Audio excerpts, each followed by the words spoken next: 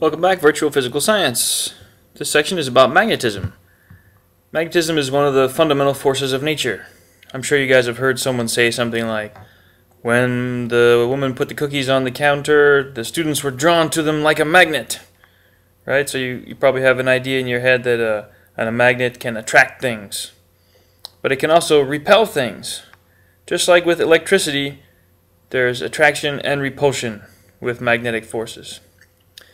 In fact, there's a lot in common between electricity and magnetism, and the deeper you look at that, the more interesting it gets. Eventually we're going to learn to use those connections to understand things like generators and motors and speakers and microphones and all sorts of cool stuff. But for now, I'd just like to draw some similarities between the two forces.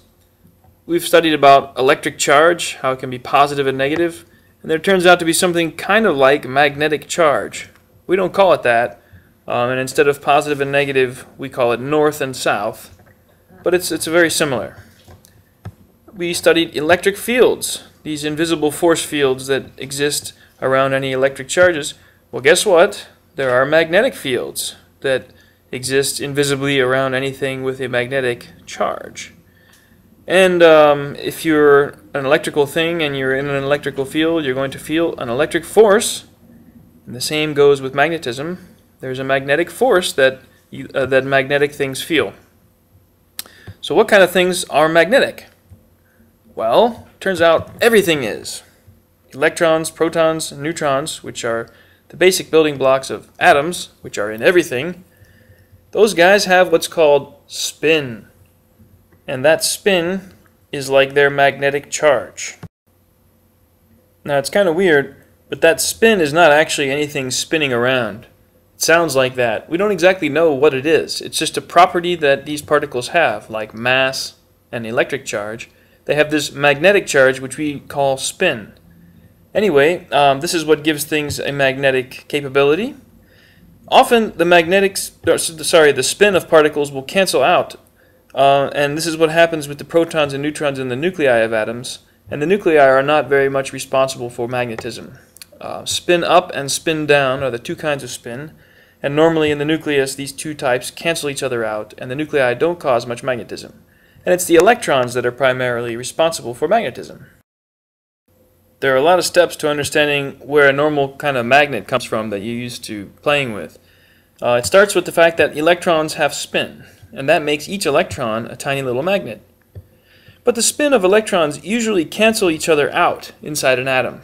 Here's a simple diagram of a helium atom.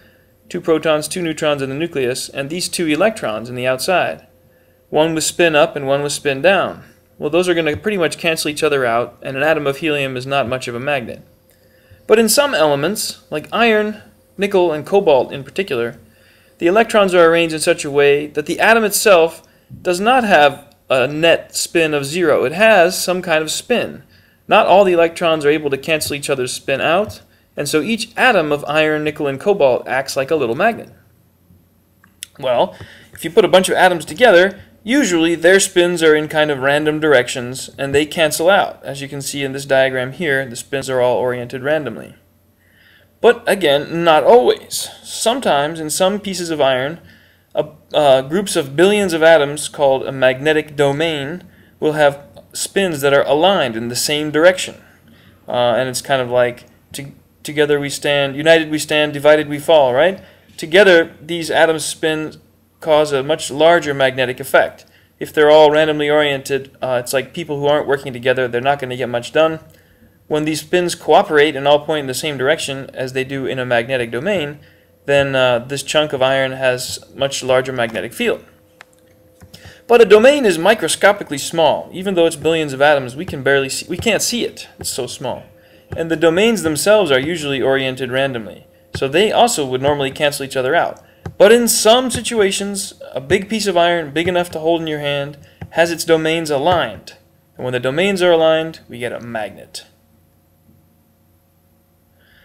Well, it turns out that Earth is a magnet. If you hang a magnet from a string and you let it settle down, eventually one end of it will point north and the other end will point south. This was discovered long ago by Chinese scientists, and Western scientists as well. And so these magnets have been labeled as having north and south poles, because one end of the magnet always points toward the Earth's north pole, and one points toward the Earth's south pole. The one that points north is called the North Pole, and the one that points south is called the South Pole. Once people figured this out, they also realized that the North Pole of one magnet attracts the South Pole of another magnet. Just like with electricity, where plus and minus attract, with magnetism, north and south attract, opposites attract. And just like with electricity, likes repel.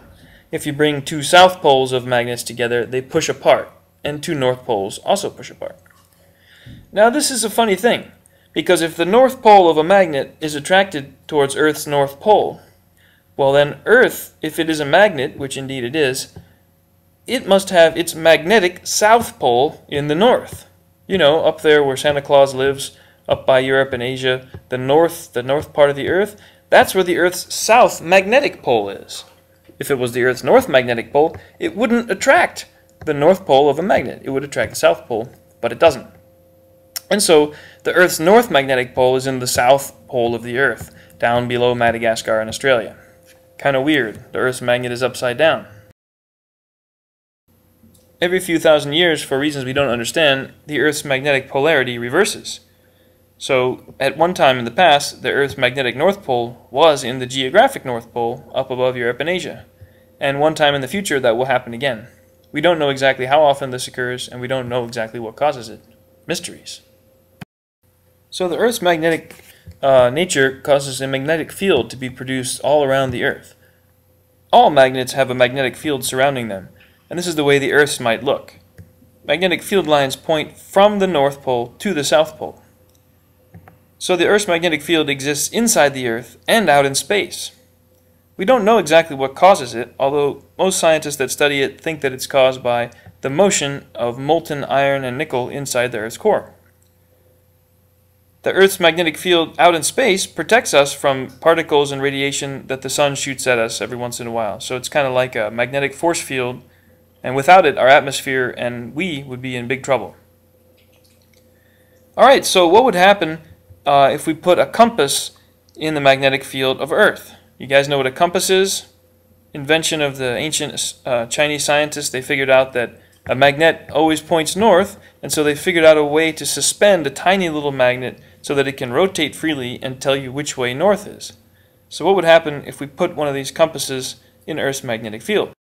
Okay, in green I've drawn a little compass, and the needle, the north pole of the needle, is pointing toward the north part of the Earth, where the south magnetic pole of the Earth is. What if we put the compass in a different place? Again, that magic compass needle knows which way the north pole of the Earth is. It's always going to be parallel to the magnetic field lines wherever it is, and that ends up meaning that it's a very useful way to figure out which direction north is. Even out in space, the compass would know which way the magnetic field lines were pointing. If you were out in space just below the Earth's geographic south pole, over Antarctica, the compass would point away, because the field lines are pointing away from that magnetic north pole. Weird, huh? So there are ways to take a magnet and make it not a magnet anymore. If you heat a magnet up, the random thermal motion of the atoms and molecules in the magnet is going to increase. And as they increase, if they get high enough, they're going to scramble the domains. They're going to scramble the spin orientations of all those atoms. And so the thing is no longer going to be a magnet. Also, if you drop or slam a magnet on the ground often enough, you can scramble the domains that way. If you break a magnet in half carefully, you'll make two magnets, because the domains are going to be still pointing in the same direction. Where the break occurs, you're going to form a new south and a new north pole. It's unknown if there can be such a thing as a magnetic monopole, a north pole all on its own without a south pole. No one has ever seen such a thing, but some particle physicists believe that it's possible, and they're searching for them. But so far, no one has ever seen one. So far, every magnet that we've ever seen has both a north and a south pole. Homework for this section. Read 8.1, answer, page 232, 1 through 6. Good luck, guys. Talk to you next week.